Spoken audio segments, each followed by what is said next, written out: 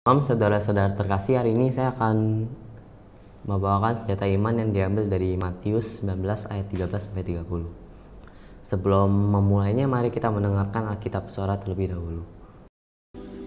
Lalu orang membawa anak-anak kecil kepada Yesus supaya ia meletakkan tangannya atas mereka dan mendoakan mereka.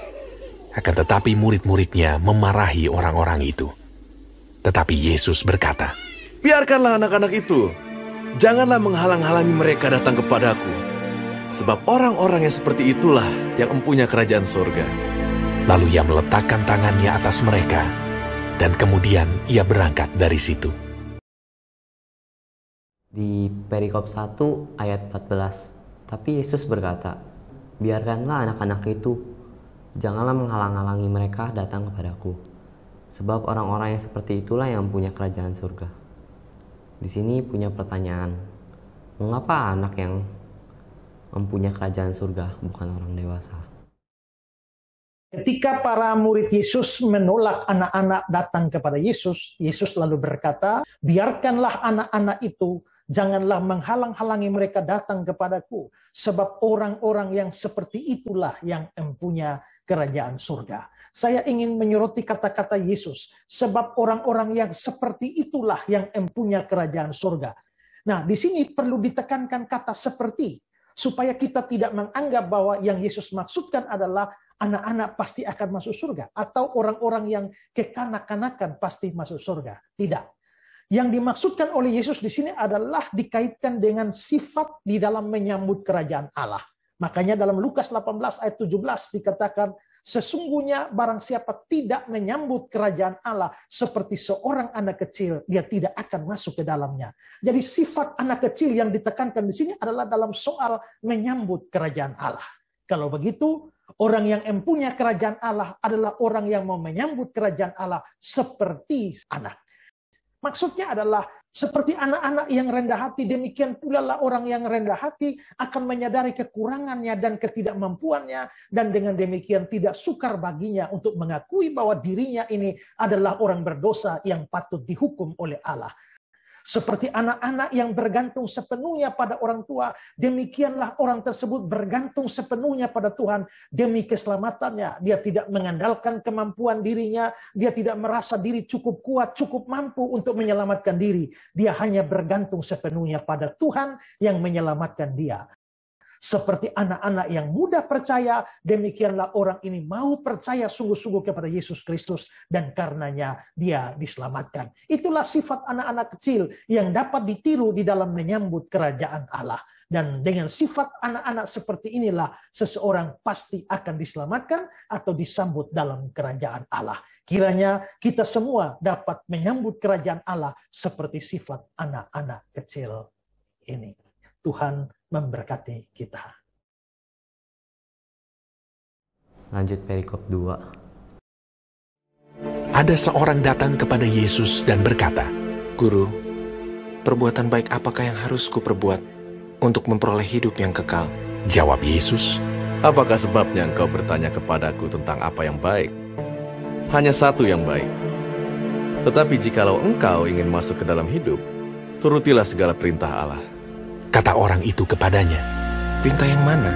Kata Yesus, Jangan membunuh, jangan berzina, jangan mencuri, jangan mengucapkan saksi dusta. Hormatilah ayahmu dan ibumu, dan kasihilah sesamamu manusia seperti dirimu sendiri. kata orang muda itu kepadanya. "Semuanya itu telah kuturuti. Apalagi yang masih kurang?" Kata Yesus kepadanya, Jikalau engkau hendak sempurna, pergilah, jualah segala milikmu, dan berikanlah itu kepada orang-orang miskin. Maka engkau akan beroleh harta di surga. Kemudian datanglah kemari, dan ikutlah aku.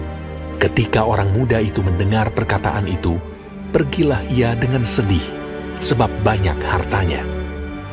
Yesus berkata kepada murid-muridnya, Aku berkata kepadamu, sesungguhnya sukar sekali bagi seorang kaya untuk masuk ke dalam kerajaan surga.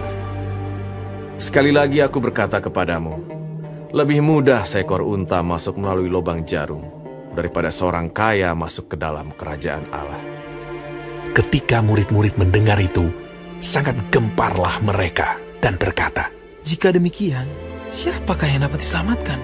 Yesus memandang mereka dan berkata, Bagi manusia hal ini tidak mungkin, tetapi bagi Allah segala sesuatu mungkin.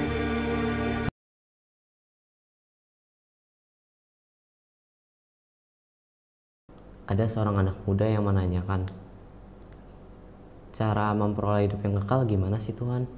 Terus Tuhan bilang, turutin aja perintah aku. Yang ada 10 perintah itu, 5 hukum Tuhan, 5 hukum manusia. Jangan berzina, jangan ada Allah lain, jangan membunuh, jangan berdusta. Tapi anak muda itu bilang gini, Tuhan aku udah lakuin itu semua. Terus Tuhan Yesus bilang, jikalau engkau hendak sempurna, pergilah jualah segala milikmu, berikanlah itu kepada orang-orang miskin. Maka engkau akan beroleh harta yang tak ada tandingannya di surga. Kemudian datanglah dan ikutlah aku.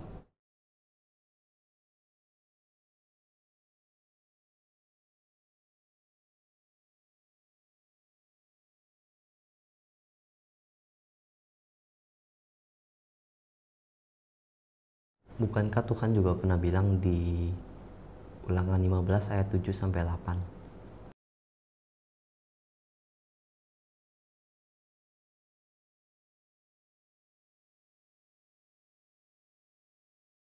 Tapi engkau harus membuka tangan lebar-lebar dan memberi pinjaman kepadanya dengan limpahannya. Untuk keperluannya, uang bukan segala-galanya, kekayaan bukan segala-galanya. Tapi di dunia ini butuh uang.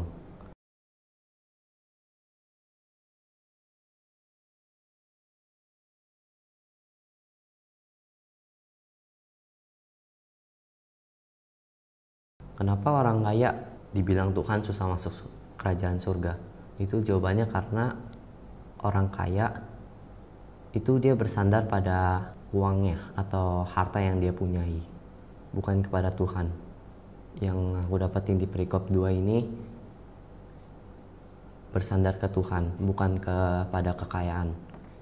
Kekayaan kata Tuhan berikan kepada orang yang membutuhkan, kepada orang yang miskin.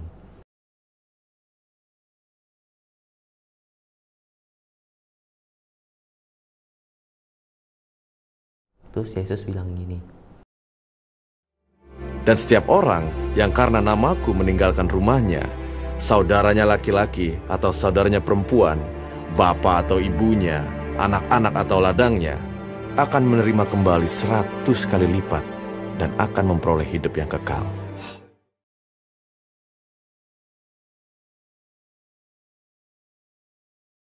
akan menerima kembali 100 kali lipat dan akan memperoleh hidup yang kekal.